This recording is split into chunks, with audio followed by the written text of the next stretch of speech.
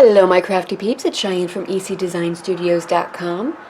We're doing more of a collage card today. We're going to be using some of our watercolor and embossing techniques to create a nice background, and then we're going to be stamping over top of it, and we'll see what happens at that point.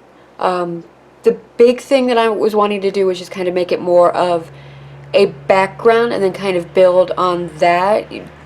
You know, once I see how this turns out, then we'll see what else I want to build on top of it. So for the background, we're going to be needing our Versamark and our embossing buddy and gold embossing powder, Stampin' Up! Gold. We're going to be doing that first. Watercolor paper, I cut this at 4 1/4 by 5 1/2. We're going to be using Timeless Texture and Gorgeous Grunge. I know for sure that we're going to be using this because this is what we're going to emboss. Get a couple of those down, and then probably, you know, all the paint splatters and texture. You know, with a collage style, you kind of have to go with the flow. There is no real formula. We're also going to need Craft Whisper White and Archival Basic Black. This is what we're going to stamp our main images with once I decide what those are. And for the watercolor background, we're going to be doing Daffodil Delight, Melon Mambo, Pacific Point, and Tempting Turquoise. So, let's get started. Okay, I've got my watercolor paper that I'm prepping with my embossing buddy. I've got my Stampin' Mist and Stampin' Scrub off to the side so I can clean my stamps as I go. I'm using the Flourish from the Gorgeous Grunge stamp set. I love this stamp, and I'm stamping it in random places on the watercolor paper with Versamark ink. And watercolor paper has a texture to it. If you want a clean, crisp image, you might have to stamp over it a couple times to get that look. You can use a Stamp-A-Majig, Misty, Fiskars, makes a stamp positioning tool, like whatever you feel comfortable with. I'm then going to add gold Stampin' Emboss powder, and I'm going to heat set this. Now before you heat set it, make sure that there's no extra powder from, you know, any bleeds on your stamping. I pushed a little hard on the watercolor paper to try to get as good an impression as I could, so you can kind of see the edges of where the actual stamp is. So I'm just going to wipe those away with a brush and then heat set it. Really cool thing about doing this is the heat embossing will resist the watercolor, so it's a really nice effect. I love doing this stuff. All right, next we are prepping our ink pad, so we're just going to give them a squeeze, get some of that ink on the top, the lid of the containers. Now I chose a basic color palette, red, yellow, blue, and like a little bit of a, you know, two different kinds of blue, a darker and a lighter. And I wanted to do this because I wanted to get a rainbow effect, and this is the best way to get a rainbow without having to worry about things getting muddy. I start with my lightest color and I work up to it. So you just do a nice watercolor wash, you know, build up intensity. It's okay, let layers dry in between. You can keep working this until it's right for you. And worst case scenario, watercolor techniques, you can generally lift them off as long as you're using the right paper. So watercolor paper or shimmery white. These are things where they will release the color to a certain extent. You just add water and then blot the extra away with a towel, and you know, it'll stain it a little bit, but you can pretty much start fresh. So this is a very user-friendly technique, and it's a lot of fun. You know, just be creative and see what happens.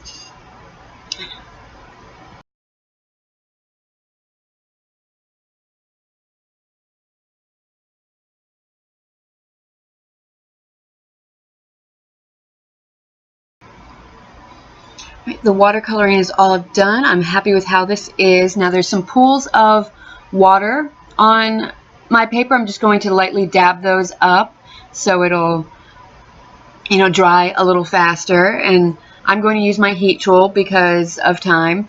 Normally I would just want to kind of let it air dry. Be careful when you're using your heat tool over embossed images. You don't want to reheat those too much and actually burn the embossing powder that's on there.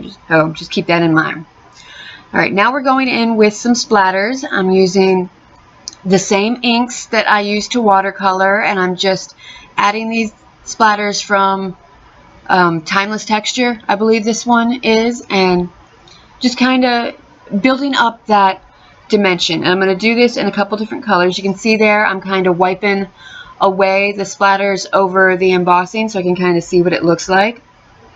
And I'm trying to keep, like, if I'm using Melon Mambo, I'm going to stamp over the areas that I painted the Melon Mambo, and, you know, the Daffodil Delight, I'm going to do that over those to just kind of, again, intensify that color a little bit.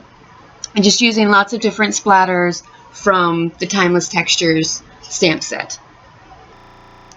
Alright, I'm about to use the Craft Stampin' White just to give a little bit of highlight. Now before I do this, I want to make sure that all of my inks are completely dry so I don't end up contaminating my ink pad too much. And let's keep the white as pristine as possible. So just use your heat tool, kind of set it in, and then add those splatters and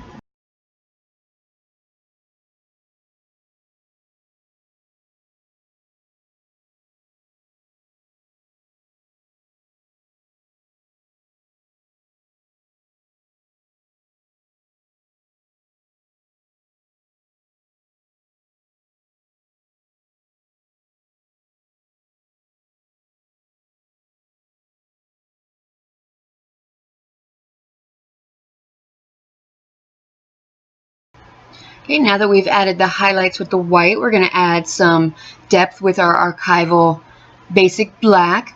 So just taking a couple different textures, just popping them down.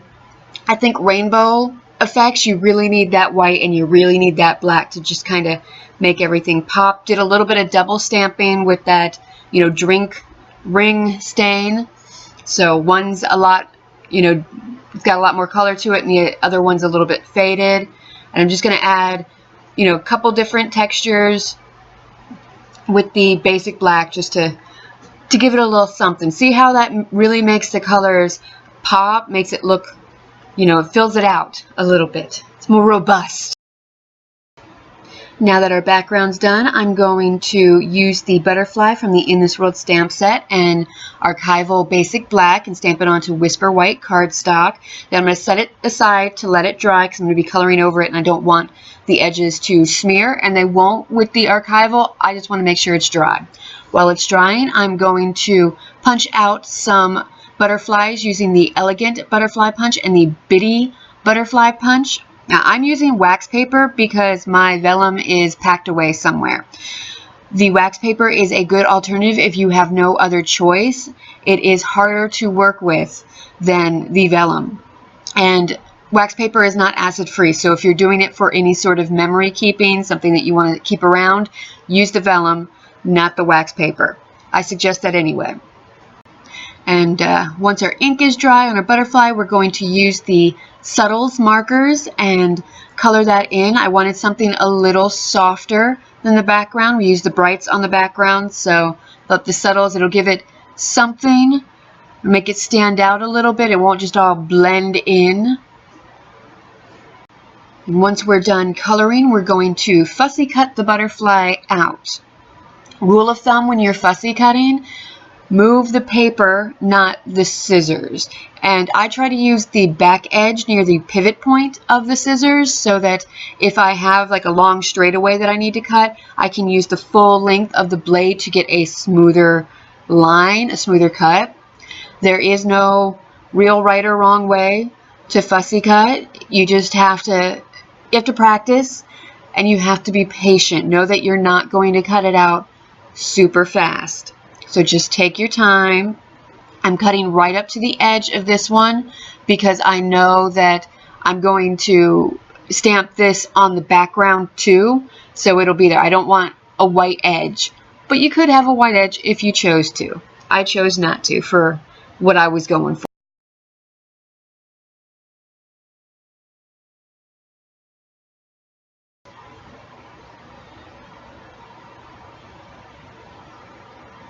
Okay, now I'm going to stamp that butterfly on the background. Just going to get the positioning right. I really want the lines from the stamp to be on it. I think that adds to the whole collage-y look of it. So we're just going to get that down.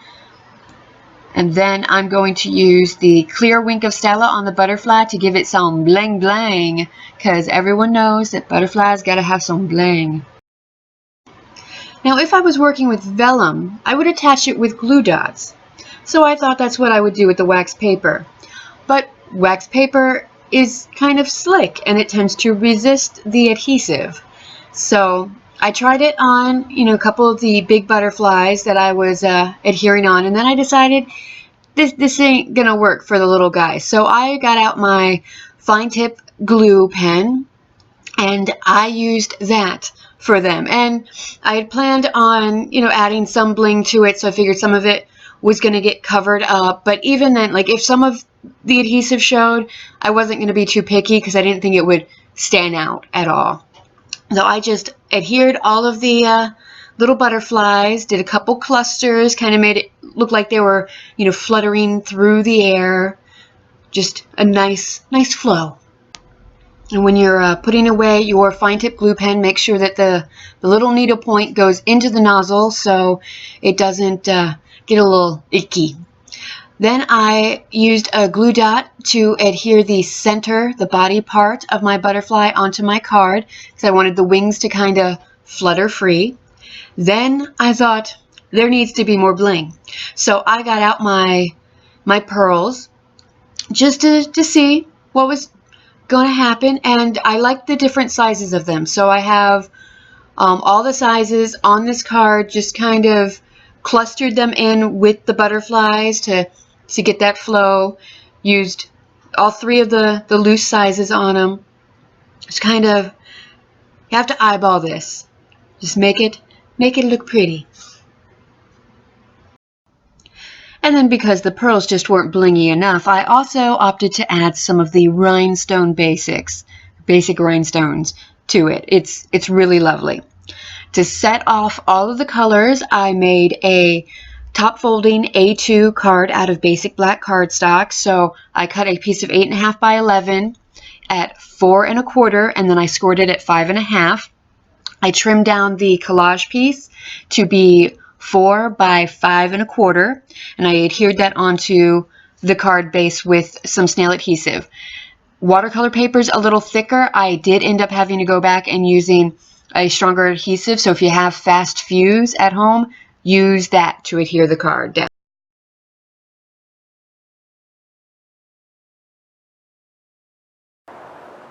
And here's the finished card. I am so blown away by how this card turned out. It's going up on my wall for sure. This is an inspiration piece for me.